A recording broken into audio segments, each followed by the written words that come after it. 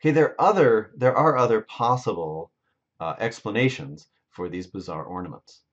Some of them may actually be informative to a female. They may be informing the female that a male has high genetic quality. Okay?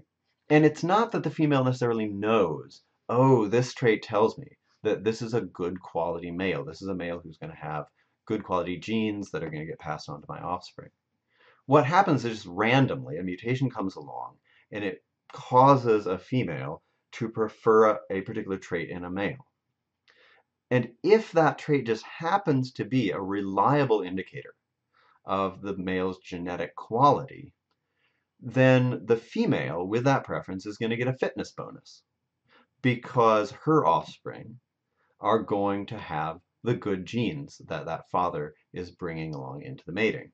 And so again, just like in Fisherian runaway selection, you end up getting the preference for that particular ornament is going to tag along, it's going to hitchhike along with the good genes that the father is providing. And so the preference for the ornament is going to increase in frequency until all the birds in the population prefer that ornament. Usually the ornaments that indicate good health in a potential mate are what are called condition-dependent traits. These are traits that show up most clearly or in the most exaggerated fashion in individuals that have really good health, they're just very healthy, or they have very few parasites. Because parasites are an important, they're an important part of living out in the wild, and they can really drag down an individual's fitness. They can also drag down the fitness of your offspring, so you want to be sure to mate with an individual that is really resistant to parasites. Often what these ornaments involve is showing off bright colors and bare skin. Bright colors generally are a sign of good health. With bare skin, you're basically showing, look, I have a very low parasite load. So the frigate bird is a great example. The males have this tremendous pouch that they inflate. They're showing off this bare red skin to females. Here's the blue-footed booby. Males do this mating dance where they hold their feet up so that the females can see those bright-colored bare feet. There are even some lizards that do this sort of thing. Males will often display this dewlap, which is a flap of skin that's brightly colored. Okay, even my favorites, the stalk-eyed flies, have a trait which is attractive to females. It's the size of the eye stalks, and it's condition dependent. This graph shows basically what happens to a stalk-eyed fly as you raise that individual with less and less nutritious diet.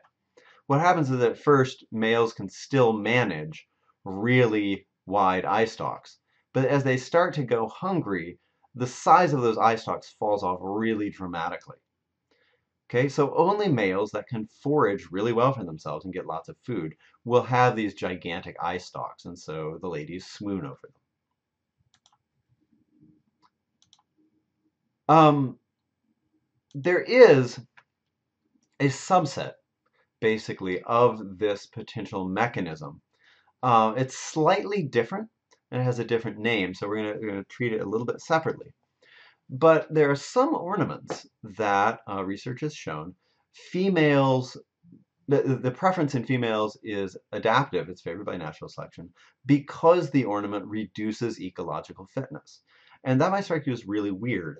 Natural selection prefers females that prefer traits that are bad for males. I'll say that again because it's pretty complicated. Natural selection favors females that prefer traits in males that reduce the male's fitness.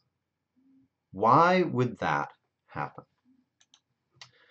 Well, these ornaments, they're called handicap ornaments. And there's a reason why sometimes females that are attracted to handicap ornaments should be favored by natural selection. A concept that you need to understand in order to understand why this is the concept of an evolutionarily stable strategy. This is described a little bit in your book. when it starts getting into behavior. But an evolutionarily stable strategy is a set of behaviors that an individual has that basically they can't be beaten. Other strategies can come along, other individuals in the population can try different strategies, but no strategy is going to come along that will beat that strategy once it's widespread. Okay, why does the evolutionarily stable strategy matter? Well, you can kind of imagine if you've got a big population full of individuals, they're all constantly evolving, there are all constantly mutations popping up, and some of these mutations are going to change the strategies that individuals take, with respect to mating or with respect to competition or whatever. So basically, evolution is going to try a lot of different strategies. Only a strategy that is evolutionarily stable, that is really hard to beat, is going to stick around for the long term. If you leave an evolving population for tens of thousands, hundreds of thousands, or millions of years, ultimately what you're going to see when you come back to it is an evolutionarily stable strategy, a strategy that's kind of unbeatable. Okay, with that as context, let's take a look at peacocks as an example. Suppose we've got this peahen here, that's a female peacock, and we've got two male peacocks. What would be great from the female peacock's point of view is if both of these males advertise their genetic quality honestly. Okay, so suppose that this male over here has great genes and he's carrying a sign that says so. That's super. And this male over here doesn't really have very good genes and he's carrying a sign that says, my genes aren't all that. That's great from her point of view, but it's not great from his point of view. And doing this is not an evolutionarily stable strategy. If a male has low quality genes, it's not adaptive for him to advertise it. And so what's going to happen in cases like this is that males are going to evolve that counterfeit the advertisements of high quality, males with high genetic quality. Okay, so males are going to evolve that take advantage of the female preference, even though this individual doesn't have good genes. You're going to get all the males in the population saying, I have great genes, even if they don't. Okay, and so the female, any female that is going through the population looking for these signs and choosing mates based on, this kind of, on the basis of an ornament or an advertisement that can be faked, she's not going to get a fitness advantage for that preference. If what she is attracted to is a signal, an advertisement that can be faked, eventually it will be faked. And so her preference will not have a selective advantage to it. Okay, so what happens is that once this preference loses advantage, it sort of withers away evolutionarily. It doesn't have an advantage, and so other strategies can now beat it. It wasn't an evolutionarily stable strategy. However, there are some preferences among females that are evolutionarily stable. They can't be beaten. If a female prefers a trait that imposes a real cost on a male, then she's going to be preferring males that can basically make an ornament that lower quality males can't. So with a peacock's tail, the way biologists think it works is only males who are in really good health can survive with like these 4-foot feathers attached to their butt. Males that have poor genetic quality or aren't in good health, maybe they can only manage 2 feet of crazy feathers. Well, if a female comes along and she has by chance evolved a preference for crazy 4-foot feathers, she is always going to end up with males with a high genetic quality. And that preference is going to increase in frequency in the population because it is favored by selection. This handicap, those 4-foot feathers on the butt of that peacock, cannot be counterfeited.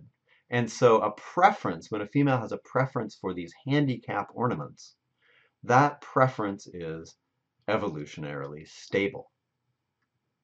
So there are three possible explanations for why females prefer traits that seem bizarre to us or even costly for males. One is that the trait is a result of Fisherian runaway selection. You just got a trait, a preference for a trait started for some reason and it snowballed from there. Another is that the female is picking mates based on an ornament that tells her whether or not the male has good genes. It's telling her something about his genetic health or maybe his parasite load. Um, a kind of a corollary to that, or a slight variation on that, is that some females will evolve a preference for a handicap ornament, one that actually costs the male in terms of his ecological fitness, because only males who have really good genes are going to be able to sustain those ornaments, and therefore a female with a preference for a handicap ornament will reliably end up with males that have high quality genes. As far as the evidence goes, there does seem to be a fair bit of evidence for Fisherian runaway selection. That does seem to be one of the major mechanisms that are driving these bizarre ornaments. But there is evidence to back up the good genes hypothesis and the handicap hypothesis as well. And keep in mind that it doesn't necessarily have to be just one of these mechanisms. More than one can be operating at the same time.